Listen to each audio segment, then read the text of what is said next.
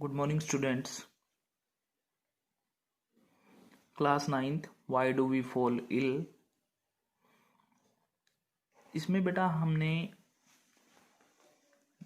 कल की क्लास जो थी उसमें हमने पढ़ा था इन्फेक्शियस डिजीजेस के अंदर इन्फेक्शन एजेंट्स क्या होते हैं। फर्स्ट जो सब टॉपिक है इन्फेक्शियस डिजीजेस का कि इन्फेक्शन एजेंट्स क्या होते हैं उसके बारे में हमने स्टडी कर लिया था। आज हम जो है means of spread of infectious diseases जो है स्टार्ट करने जा रहे हैं। इन्फेक्शन एजेंट्स जो कल की क्लास थी उसमें हमने क्या पढ़ा कि कौन कौन से ऐसे एजेंट्स हैं जो कहते हैं इन्फेक्शियस डिजीजेज जिनके कारण हो जाती हैं। तो उसमें हमने पढ़ा था viruses, bacterial diseases, fungal diseases, protozoan diseases, worms diseases. तो इन सब के बारे में हमने कंप्लीट कर लिया था। तो वो था इन्फेक्शन एजेंट्स। अब ये इन्फेक्शियस डिजीज जो है स्प्रेड कैसे होती हैं, फैलती कैसे हैं। तो अगर स्प्रेड ऑफ इन्फेक्शियस डिजीजेस की बात करें तो बेटा ये दो टाइप्स मेनली जो है ये दो टाइप्स से जो है स्प्रेड होती हैं। फर्स्ट होता है डायरेक्ट ट्रांसमिशन, डायरेक्ट ट्रांसमिशन, और सेकंड होगा इसमें इनडायरेक्ट ट्रांसमिशन। एक तो ये डायरेक्टली जो है ट्रांसमिट हो जाती हैं from infected person to healthy person, और एक जो है इनडायरेक्टली ये जो है ट्रांसमिट होती हैं। तो अगर डायरेक्ट ट्रांसमिशन की बात करें तो बेटा इसके अंदर आता है जैसे कॉन्टेक्ट विद इन्फेक्टेड पर्सन। अगर कहता है किसी इन्फेक्टेड पर्सन से हमने कांटेक्ट कर लिया है तो ये डायरेक्टली ट्रांसमिट हो जाती हैं, जैसे कि एड्स होता है। एग्जाम्पल हो गया एड्स। सेकंड हम कह सकते हैं कि कांटेक्ट विद सोयल। अगर कहता है सोयल से कांटेक्ट हो जाए, जैसे कोई चोट लग जाती है और वहाँ पे ब्लड जो है गिर गया है और वो सोयल अगर कांटेक्ट में आ जाए उसके किसी हेल्दी पर्सन के, तो उससे क्या हो सकती है टेटनस, जिसको हम बोलते हैं। ये बीमारी जो है कांटेक्ट विद सोयल से हो जाती है। एनिमल बाइट से, एनिमल बाइट किसी जानवर के काटने से हो जाती है। क्या होती है बेटा रेबीज। ये जो है डायरेक्ट ट्रांसमिटेड डिजीज हैं। नेक्स्ट हम इसमें और बता सकते हैं ट्रांसप्लासेंटल। ट्रांसप्लासेंटल इसमें क्या होता है ट्रांसप्लासेंटल मतलब ब्लड वगैरह का ट्रांसफ्यूजन हो,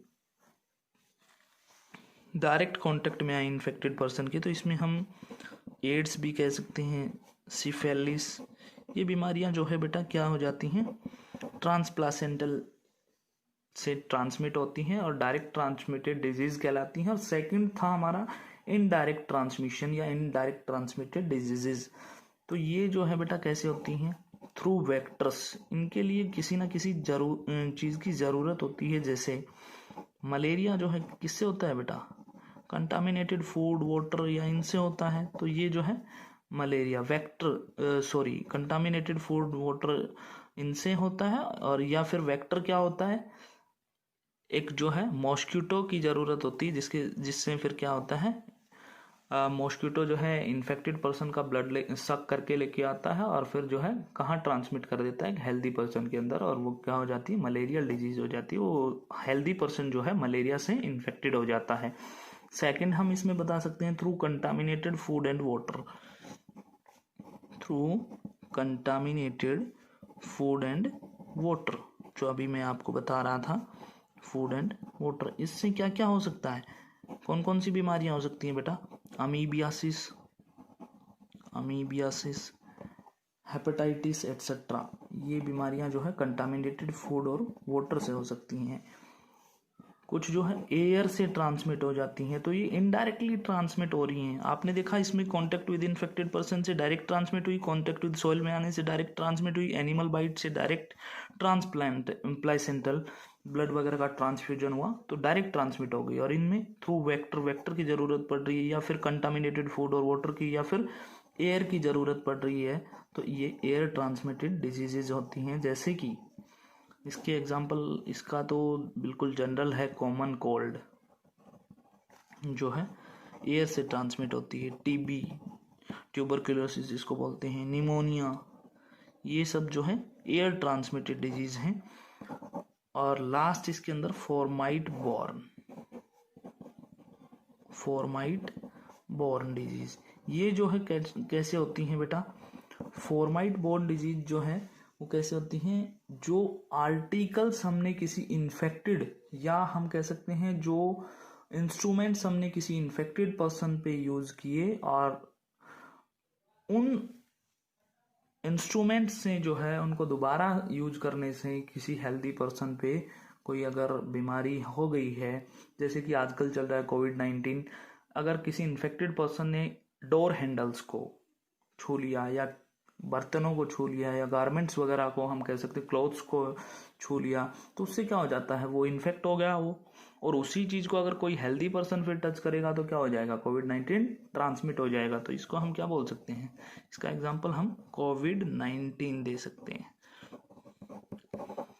ठीक है, नेक्स्ट अब बेटा हम स्टार्ट करते हैं इनको एक एक अलग अलग तरीके से सेपरेट हम पढ़ेंगे। तो ये देखिए, सबसे पहले हम इसमें स्टार्ट करेंगे बेटा एयरबोर्न डिजीजेज। एयरबोर्न डिजीजेज में मैंने आपको एग्जांपल बताए हैं, कॉमन कोल्ड, टीबी, निमोनिया। तो इसमें सबसे पहले हम जो है एक एक के बारे में हम डिटेल में पढ़ना स्टार्ट करेंगे। Airborne diseases. एयरबोर्न डिजीजेज क्या होती हैं? फिर से रिपीट करता हूं, एयरबोर्न डिजीजेज इंपॉर्टेंट हैं। आपको जो स्प्रेड का जो मीन्स है कि किस तरीके से ये फैलती हैं, ये चीज क्लियर होनी चाहिए, तभी आप जो है इसको बता पाओगे। तो एग्जाम्पल मैंने इसके आपको बता रखे हैं बेटा। एयरबोर्न डिजीजेज या एयर ट्रांसमिटेड डिजीजेज क्या हैं? एग्जाम्पल इसके कॉमन कोल्ड, टीबी और निमोनिया। तो एयरबोर्न डिजीजेज जो है वो बेटा माइक्रोब्स जो स्प्रेड आउट होते हैं एयर के अंदर, किसी इन्फेक्टेड पर्सन के जो माइक्रोब स्प्रेड आउट हो गए हैं, बाहर निकल गए हैं और एयर के अंदर प्रेजेंट हैं, उनसे जो है ये बीमारियां होती हैं और ये ट्रांसमिट हो जाती हैं। या इसमें हम कह सकते हैं transmission of microbes occur through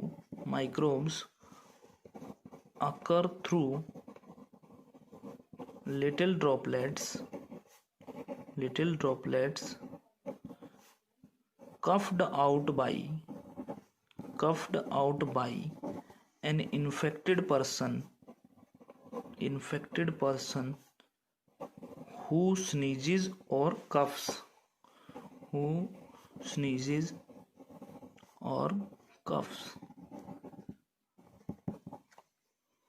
and a person in the vicinity of such a person can inhale these disease causing microbes, and a person in the vicinity या हम कह सकते हैं surrounding of such a person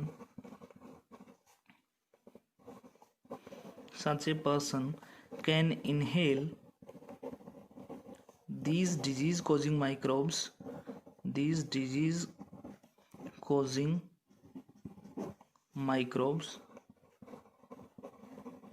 and may become infected example में लिख देना बेटा आप, कॉमन कोल्ड, ट्यूबरक्लोसिस और pneumonia.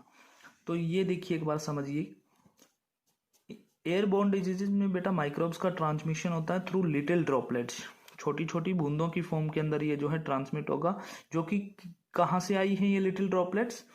Cuffed out by an infected person, जिस पर्सन को कोई बीमारी है उसने कफ्ड आउट किया है, या तो स्नीज किया है, छींका है, या फिर कफिंग की है, खांसी जब उसको आई इन्फेक्टेड पर्सन को, तो ये ड्रॉपलेट्स जो है बाहर आ गई। And a person in the vicinity of such a person, और जो दूसरा पर्सन जो कि उसके सराउंडिंग में खड़ा है, उस पर्सन के इन्फेक्टेड पर्सन के सराउंडिंग में खड़ा है, उसने क्या किया? हवा के अंदर से इन वाटर ड्रॉपलेट्स को इनहेल किया, अंदर चली गई सांस के द्वारा, and these disease causing microbes and may become infected, और फिर वो पर्सन क्या हो गया? इन्फेक्टेड हो गया। तो ये था बेटा एयरबोर्न डिजीजेस के बारे में। नेक्स्ट जो है इसमें हम पढ़ेंगे वाटरबोर्न डिजीजेस। तो वाटरबोर्न डिजीजेस की अगर बात करें तो बेटा जैसे कि हैजा जो होता है, कोलेरा जिसको हम बोलते हैं, वाटरबोर्न डिजीजेस पानी के द्वारा जो ट्रांसमिट हो जाती हैं बीमारियां। एक पर्सन से दूसरे पर्सन के अंदर। तो इसमें हम क्या बताएंगे, एग्जाम्पल हम बता देते हैं बेटा। कोलेरा, हैजा जिसको बोला जाता है, इसमें हम कहेंगे these occur when a stool from someone suffering these diseases occur when a stool from someone suffering from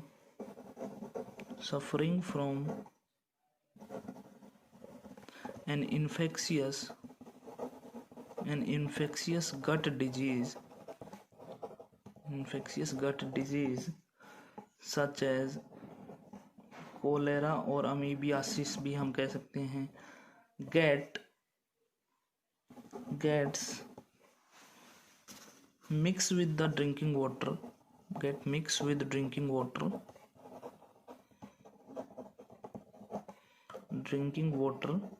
used by people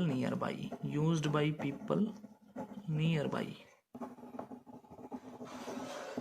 The cholera infested bacteria enter new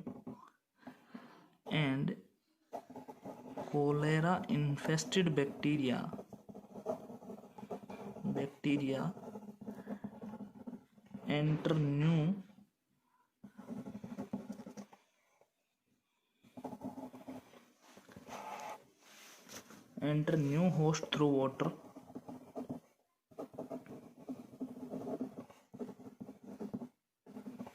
They drink and can cause disease in them.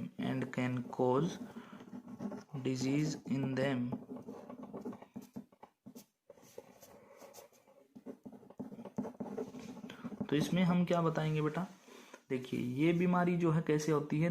These diseases occur when a stool from someone suffering from an infectious gut disease.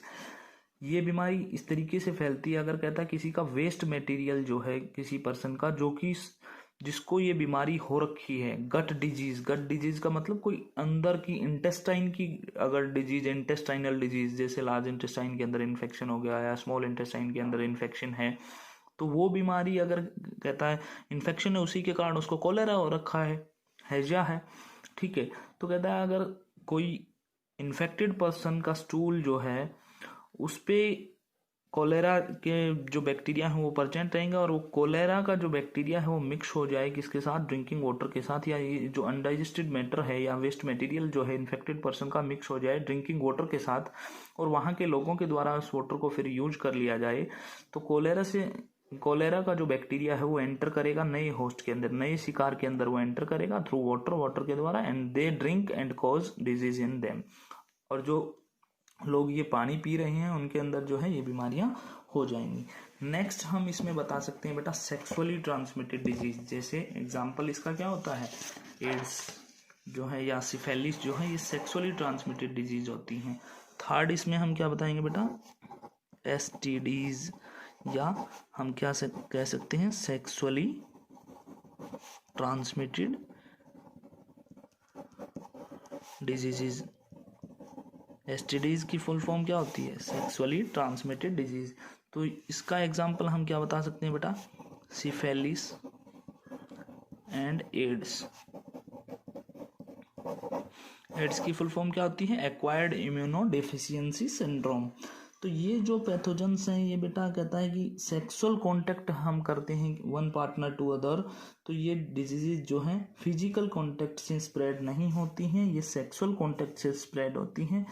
जैसे कि casual physical contacts में हम जैसे बता सकते हैं हाथ मिलाने से ये बीमारियां जो है ट्रांसमिट नहीं होती हैं, मिलने से, गले मिलने से, खेलने से उनके साथ, या कोई भी दूसरा फंक्शन रेसलिंग वगैरह कुछ भी लगा लो, कोई भी स्पोर्ट्स खेलने से ये बीमारियां ट्रांसमिट नहीं होती हैं। तो इसमें जो है हम क्या बताएंगे, the pathogens of these diseases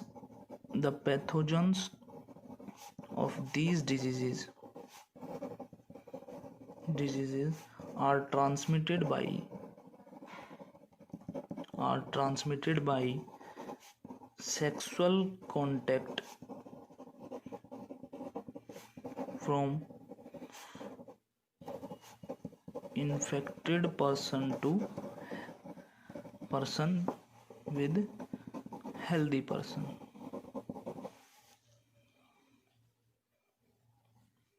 healthy person. तो ये है बेटा थर्ड पार्ट जो, या हम कह सकते हैं third types of disease. Next आता है fomite borne disease. Fomite borne disease. Fomite borne diseases क्या होती हैं बेटा? अभी मैंने आपको बताया था आर्टिकल्स और instruments coming in contact with